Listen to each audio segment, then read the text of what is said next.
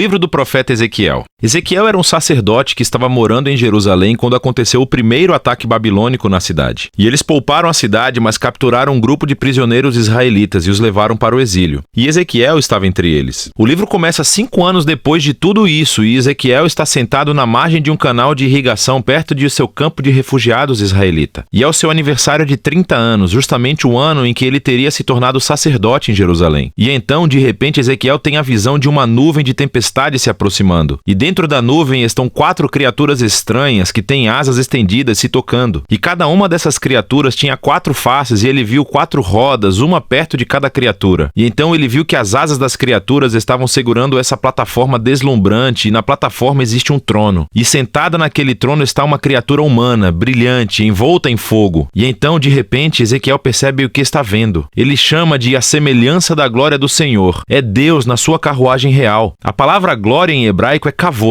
e significa pesado ou significativo. Os autores bíblicos usam essa palavra para descrever a aparência física e a manifestação do significado de Deus quando ele aparece pessoalmente. Essas imagens na visão são muito semelhantes ao que aconteceu quando Deus apareceu no Monte Sinai no livro de Êxodo. E também é muito semelhante às representações da presença de Deus sobre a Arca da Aliança. E isso é a coisa que mais choca sobre a visão de Ezequiel. O que a glória de Deus está fazendo na Babilônia? Supostamente deveria estar acima da Arca da Aliança no Templo de Jerusalém. E assim, a primeira seção do livro começa explorando essa questão, quando Ezequiel começa a acusar Israel de rebelião. Então, primeiro Deus fala com Ezequiel dentro da carruagem, e ele o comissiona como profeta. Ezequiel deve acusar Israel por ter quebrado o acordo da aliança com Deus de 2 maneiras. Israel tornou-se fiel a outros deuses e tem adorado ídolos. E isso tudo levou a uma injustiça social e violência desenfreada. E como resultado, Deus nomeia Ezequiel para advertir o povo. O primeiro ataque babilônico que levou Ezequiel ao exílio será igualado por um outro. E Jerusalém, o seu templo e todos que moram ali enfrentam a destruição iminente. E assim, Ezequiel usa palavras e outras coisas mais para transmitir a sua mensagem. Ele também atua peças de simbolismos. Esses eram uma forma de teatro de rua. Ezequiel saía em público e começava a se comportar de uma forma extremamente bizarra, que se assemelhava a uma parábola da sua mensagem profética. Ele teria que construir um modelo minúsculo de Jerusalém e atuar o ataque que viria sobre ela.